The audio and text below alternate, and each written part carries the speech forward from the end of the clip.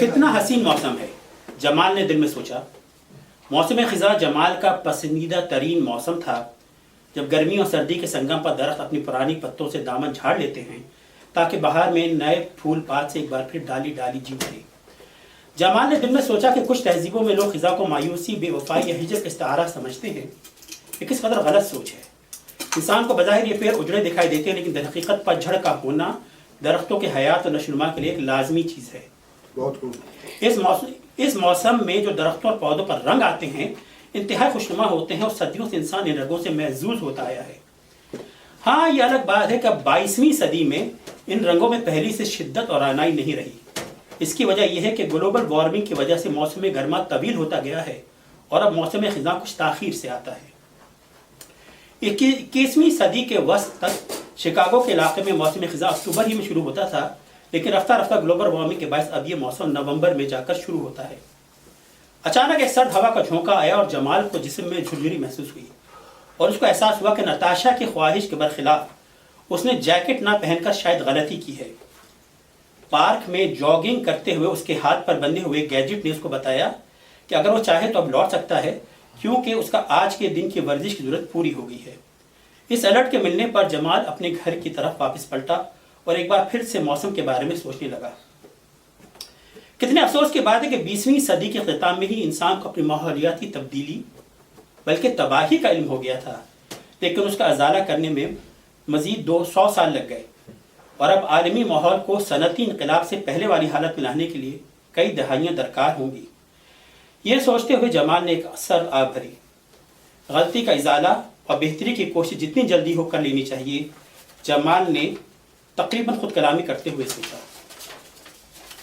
جمال jogging کرتا کرتا درختوں کے اس جھنڈ کی طرف آ پہنچا جہاں پتوں پر قدرت نے طرح طرح کے رنگ بکھیر دیے تھے۔ سبز، زرد، چمپئی، طلائی، نارنجی، لال، ہنائی، شربتی، شمرفی، عنابی جیسے رنگوں کا ایک حسین امتزاج تھا، ایک رنگوں کا دلکش گلدستہ۔ وہ سوچنے لگا کہ اگر نتاشا بھی یہ منظر دیکھے تو کتنا خوش ہوگی۔ نتاشا جمال کی شریک حیات تھی۔ جمال اپنی زندگی کی ہر اچھی بری چیز نتاشا کے ساتھ ضرور شیئر کرتا۔ بظاہر نتاشا ایک پرفیکٹ شریک حیات تھی، خوبصورت تھی، عقل مند تھی، وفا شعار اور خدمت گزار بھی تھی۔ اس کے ساتھ رہتے رہتے اب 7 برس بیت چکے تھے، لیکن اب نہ جانے کیوں جمال کو نتاشا سے کچھ اکتاہٹ یا شاید بوریت ہونے لگی تھی۔ کیا 7 ایئر ایج اسی کو کہتے ہیں؟ یہ احمقانہ بات سوچ کر وہ دل ہی دل میں مسکرایا۔ گو کہ نتاشا اسے اولاد کی نعمت نہ دے سکتی تھی، مگر اس نے بارہا جمال سے کہا کہ وہ لوگ کیوں نہ کسی یتیم یا نادار بچے کو گود لے لیں تاکہ فیملی مکمل ہو سکے۔ خود جمال کو اولاد کی خواہش تھی بھی اور نہیں بھی، لیکن یہ سن کر اسے بہت اطمینان رہتا کہ اس کی خوشی کی خاطر نتاشا کسی غیر کا بچہ گود لے کر پانے کے معاملے میں اتنی ہی مخلص تھی جتنی وہ جمال سے اپنی محبت میں مخلص تھی۔ ان تمام مثبت باتوں اور خصائص کے باوجود جمال کے دل میں نتاشا کی کشش میں کمی آ چکی تھی۔ اس کے اندر موسم خزاں کی طرح ایک فطری تبدیلی کی خواہش موجزن تھی۔ وہ شاید نتاشا کے بارے ہی میں سوچ رہا تھا کہ سامنے سے ایک نوجوان جوڑا دوڑتا ہوا آیا، ہیلو کہتا ہوا اس کے بائیں جانب پیچھے کی طرف نکل گیا۔ جمال نے ایک اچٹتی نظر اس جوڑے پر ڈالی تو اسے لگا کہ لڑکی سیمانتھا ہے۔ جمال دوڑتے دوڑتے رک گیا، اس نے لمحے بھر کے لیے پلٹ کر اس لڑکی کو دیکھا تو وہ کوئی اور تھی۔ سیمانتھا برسوں پہلے جمال کے ساتھ ہائی اسکول میں پڑھتی تھی، اس کو بہت اچھی لگتی تھی، لیکن محبت یا دوستی تو دور کی بات، جمال زندگی بھر سیمانتھا کسی بھی انسان سے بمشکل کوئی بات کر پاتا، کیونکہ جمال کے اندر ایک کبھی اعتماد یا ہمت ہی نہ تھی۔ دراصل جمال ان کروڑوں لوگوں میں شامل تھا جو دیگر انسانوں سے گفت و شنید کرنے میں شدید دقت محسوس کرتے ہیں۔ یہ نفسیاتی بیماری 21ویں صدی میں زیادہ عام ہو گئی تھی جب لوگوں نے زیادہ وقت اپنے موبائل فون اور سوشل میڈیا پر دینا شروع کر دیا، اور ایک دوسرے سے باہمی میل ملاپ کی حیت ہی تبدیل ہو گئی۔ 2 نسلوں بعد ایسے انسان بے حد عام ہو گئے جو کہ تمام ذہانت اور طاقت کے باوجود دوسرے لوگوں سے براہ راست بات کرنے یا مستحکم رشتہ استوار کرنے کے قابل نہیں رہے۔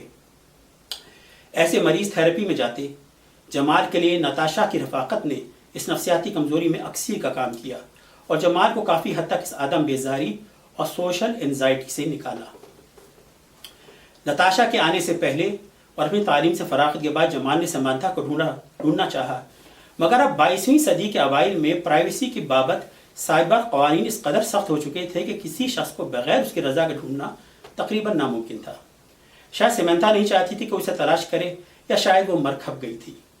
جمال کے پاس ہائی اسکول کے زمانے کی سیمنتھا کی تصاویر اور ویڈیو ضرور تھے، جنہیں دیکھ کر اسے نوجوان سیمنتھا کی صورت اور آواز یاد رہی، لیکن نتاشا کے آنے کے بعد وہ سیمنتھا کو تقریباً بھول چکا تھا۔ نتاشا جمال کی بہترین دوست بھی تھی۔ جب جمال خوش ہوتا تو نتاشا خوش ہوتی، اور جب جمال غمگین ہوتا تو نتاشا غمگین نظر آتی۔ جمال اور نتاشا نے اکٹھے بہت اچھے وقت دیکھے اور برے وقت جھیلے تھے۔ دونوں کی ایک دوسرے کے ساتھ سنہری یادیں تھیں، جیسے ایک محبت کرنے والے کامیاب جوڑے کے مابین ہوتی ہیں، اور ایسی یادیں ویڈیو یا تصاویر کی محتاج نہیں ہوتی۔ وہ نتاشا سے دنیا بھر کے مسائل پر بحث کرتا، فلسفہ، مذہب، تاریخ، منطق، سائنس، موسیقی، ادب۔ وہ ہر چیز میں جمال کی ہم پلہ تھی، بلکہ شاید جمال سے زیادہ ذہین، کیونکہ جب جمال اور نتاشا میں کبھی کسی بات پر علمی اختلاف ہوتا تو نتاشا کے دلائل کے سامنے جمال کی ایک نہ چلتی اور اسے ہار ماننی پڑتی۔ شروع میں تو وہ نتاشا کی ذہانت سے خوش ہوتا، مگر اسے اس طرح کی بار بار کی علمی شکست سے اپنی کمتری کا احساس ہونے لگا تھا، اور وہ سوچتا تھا کہ گئے وقتوں میں شادیوں کے پائیداری کی وجہ یہ بھی تھی کہ اگر بیوی شوہر سے زیادہ عقلمند ہوتی بھی تو اس بات کا احساس اپنے شوہر کو نہیں ہونے دیتی۔ مرد کی فطرت میں ایک صنفی برتری کا احساس ہے، اور ہر اچھی بیوی کو اس مردانہ فطرت کو چیلنج کرنے سے گریز کرنا چاہیے۔ یہ خطا نتاشا سے ضرور ہوئی تھی اور بار بار ہو رہی تھی۔ جمال جاگنگ کر کے جب وہ گھر واپس آیا تو نتاشا نے اس کا ہمیشہ کی طرح ہنس کر استقبال کیا۔ وہ آج بھی اتنی خوبصورت دلکش تھی جتنی آج سے 7 برس پہلے تھی۔ آپ کپڑے تبدیل کر کے آئیے، میں کھانا بنا رہی ہوں، نتاشا نے خدمت گزار بیوی کی طرح جمال سے کہا۔ جمال کے جسم میں پیوست سینسرز نے نتاشا کو مطلع کر دیا تھا کہ جاگنگ کے بعد جمال کتنے حرارے جلا کر آیا ہے، اور اس کی صحت، جسمانی کیفیت اور وقت کے مطابق اس کے لیے کس نوع اور کتنی مقدار کا کھانا بہتر ہوگا۔ یہ اطلاع نتاشا کے علاوہ جمال کے ڈاکٹر اور میڈیکل انشورنس کمپنی کو بھی خود کا طریقے سے مل گئی، تاکہ سند رہے اور بوقت ضرورت کام آئے۔ جمال جب نہا دھو کر اور کپڑے تبدیل کر کے آیا تو نتاشا کے ساتھ کچن ہی میں کھانے کے لیے بیٹھ گیا، اور حسب معمول نتاشا اس کے ساتھ بات چیت کرنے لگی، لیکن جمال اس کی بات نیم توجہ کے ساتھ سن رہا تھا اور ہوں ہاں کر رہا تھا تاکہ نتاشا کو گرا نہ گزرے، لیکن اپنے ذہن میں آنے والے چند دنوں کے بارے میں سوچ رہا تھا۔ کل کمپنی کا ڈرون آئے گا اور نتاشا کو لے جائے گا۔ چند دنوں کے بعد اس کے پاس ایک نئی نتاشا ڈیلیور کر دی جائے گی۔ اس نتاشا نامی نئے اینڈرائڈ یا مشینی پتلے کے اندر پرانی نتاشا کی مکمل یادداشت اور شخصیت ڈاؤن لوڈ کر دی جائے گی۔ یہ نئی نتاشا پرانی نتاشا کی طرح وفادار اور خدمت گزار بھی ہوگی، ماں سوائے اس کے کہ وہ اب جمال سے 10% سے زیادہ چیزوں پر اختلاف نہیں کرے گی، اور جمال سے کسی بحث کی صورت میں زیادہ تر ہار جانے پر پابند ہوگی۔ وہ اس جدید مصنوعی ذہانت یا آرٹیفیشل انٹیلیجنس پر چلے گی جو انسان کی نفسیات اور احساس برتری کو مد نظر رکھتے ہوئے وضع کیا گیا ہے۔ جمال نے پرانی تصاویر اور ویڈیوز کمپنی کو بھجوا دی تھی، لہٰذا یہ نئی نتاشا دیکھنے اور سننے میں بالکل نوجوان سیمنتھا کی طرح ہوگی۔ یہ ہمیشہ ایسی ہی رہے گی جب تک کہ جمال کوئی اور اپ گریڈ یا تبدیلی کا خواہاں نہ ہو۔ جمال کے آرڈر پر 7 سال پہلے کمپنی نے پہلی نتاشا کو بنا کر بھیجا تھا، اور وہی کمپنی جمال کے خواہش کے مطابق اپڈیٹ کر کے جمال کو یہ نیا اینڈرائڈ بھیج دے گی۔ نئی نتاشا جمال کے خوابوں کی ملکہ، ایک مکمل شریک حیات۔